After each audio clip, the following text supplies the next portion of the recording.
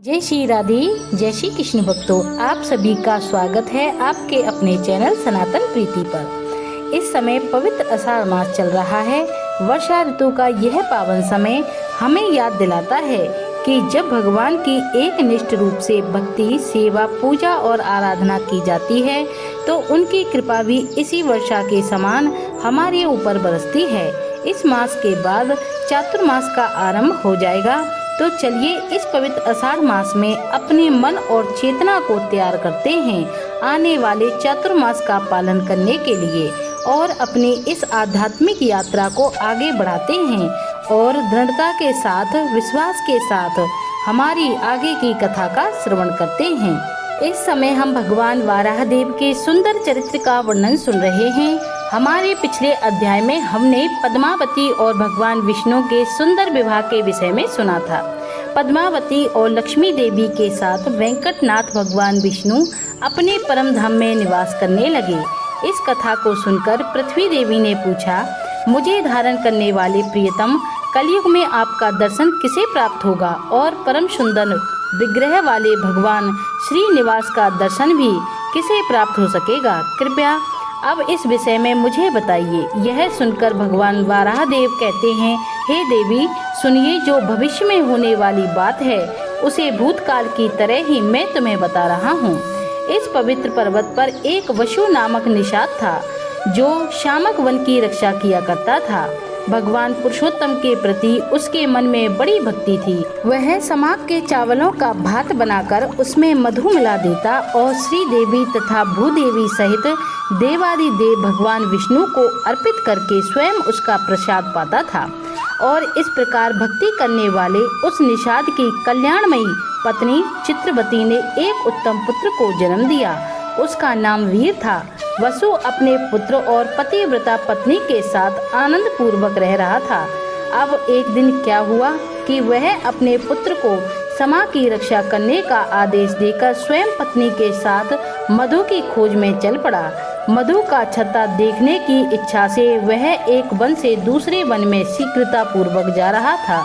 इधर उसके पुत्र ने समा के तैयार किए हुए भात को लेकर कुछ अग्नि में डाल दिए और कुछ पीसकर वृक्ष की जड़ में भगवान श्रीपति को भोग लगा दिए।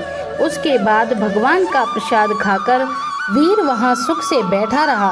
उसके बाद वसु मधु लेकर आया और समा के चावलों को खाया हुआ देखकर अपने पुत्र को फटकारने लगा। उसने बड़ी जल्दबाजी के साथ वीर को मार डालने के लिए तलवार निकाल ली और अपने हाथ को ऊपर उठाया। उस समय भगवान विष्णु उस वृक्ष पर विराजमान थे। उन्होंने वसु की तलवार हाथ से पकड़ ली और तब उसने वृक्ष की ओर देखा।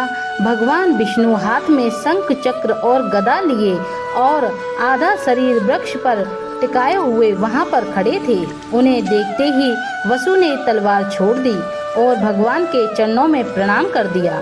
वसु ने कहा, हे देवेश्वर, आप यह क्या कर रहे हैं? तब भगवान श्री हरि ने कहा, हे वसु, तुम मेरी बात सुनो। तुम्हारा पुत्र मुझ में भक्ति रखता है।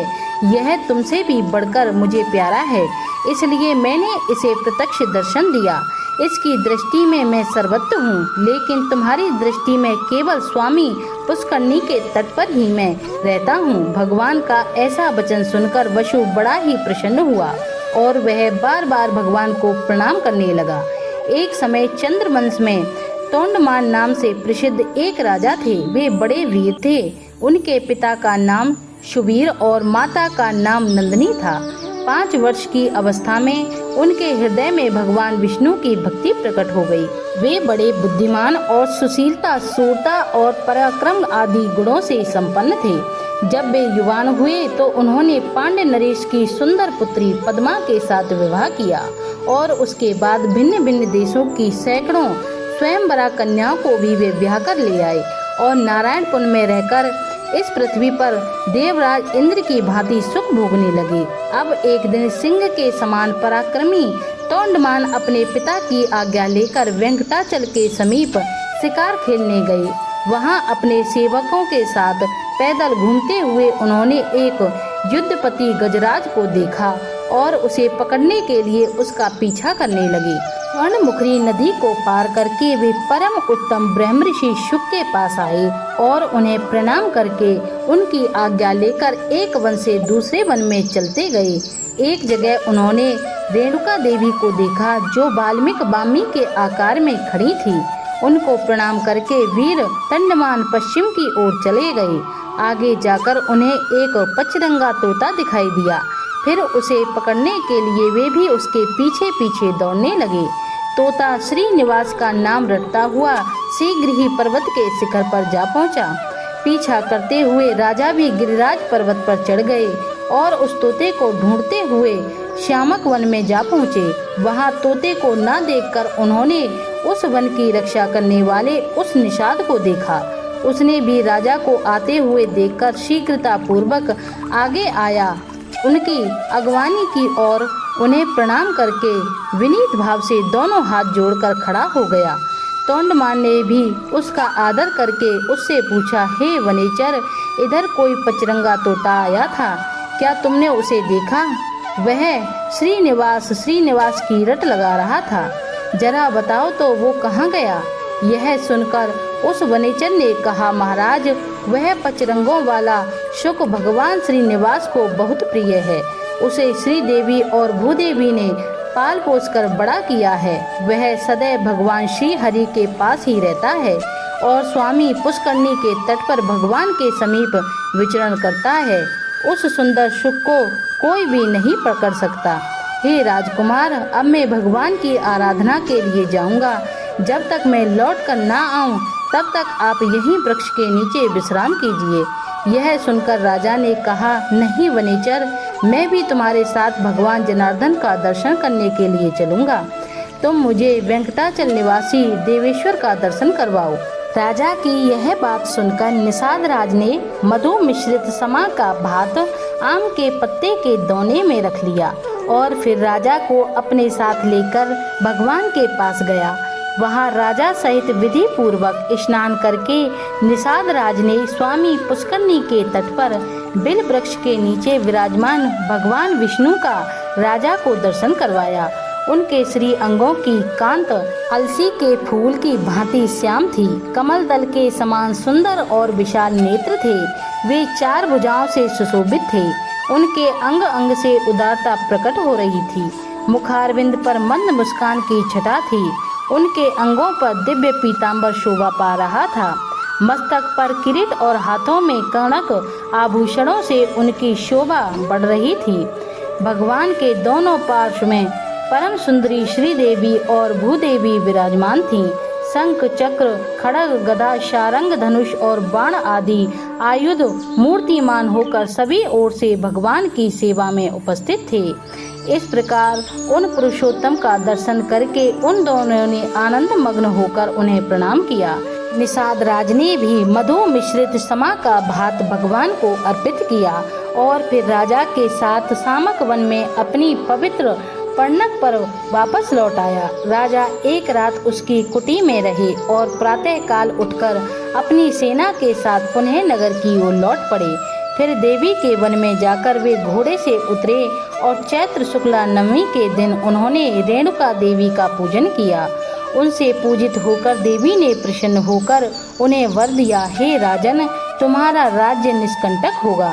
राजधानी तुम्हारे ही नाम से प्रसिद्ध होगी। मेरे समीप तुम दीर्घ काल तक राज्य करोगे और तुम्हारे ऊपर देवाधिदेव भगवान विष्णु की कृपा प्रसाद सदैव बना रहेगा। इस प्रकार वरदान पाकर राजा पुनः शुक मुनि के आश्रम पर गए। उन्हें प्रणाम करके उनके द्वारा सम्मानित होकर हर्षित हुए और फिर उन्होंने मुनि से कहा, हे महर्षि, आप कमल सरोवर का महत्व बताइए। राजा की बात सुनकर श्री शुक मुनि ने कहा, हे राजन, यह कमल सरोवर नामक तड़ाक सब पापों का नाश करने वाला है। कीर्तन, स्मरण और स्नान करने से यह मनुष्यों को इस पृथ्वी पर लक्ष्मी प्रदान करता है। तुम भी इसमें स्नान करो और अपने पिता के समीप जाओ। शुक मुनि का यह वचन सुनकर राजकुमार ने कमल सरोवर में स्नान किया। मुनि को प्रणाम करके घोड़े पर सवार होकर अपने नगर में प्रस्थान कर लिया।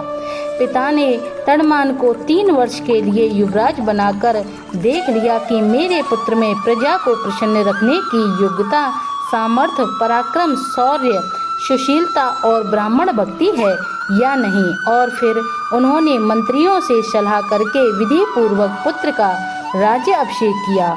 उन्हें अपने पद पर स्थापित करके उनकी अनुमति लेकर राजा सुवीर वन में चले गए और तंडमान ने उस विशाल साम्राज्य पाकर धर्म पूर्वक उसका शासन किया। और इस प्रकार आज की आषाढ़ मास की कथा का यहाँ पर समापन हुआ। यही थी आज की वीडियो। उम्मीद है वीडियो आपको पसंद आई होगी। ऐसी ही धार्मिक कथाएं और वीडियो देखने के लिए हमारे चैनल सनातन प्रीति को लाइक, कमेंट, शेयर और सब्सक्राइब जरूर करें। जय श्री राधे, जय श्री कृष्ण, जय श्री हरि विष्णु।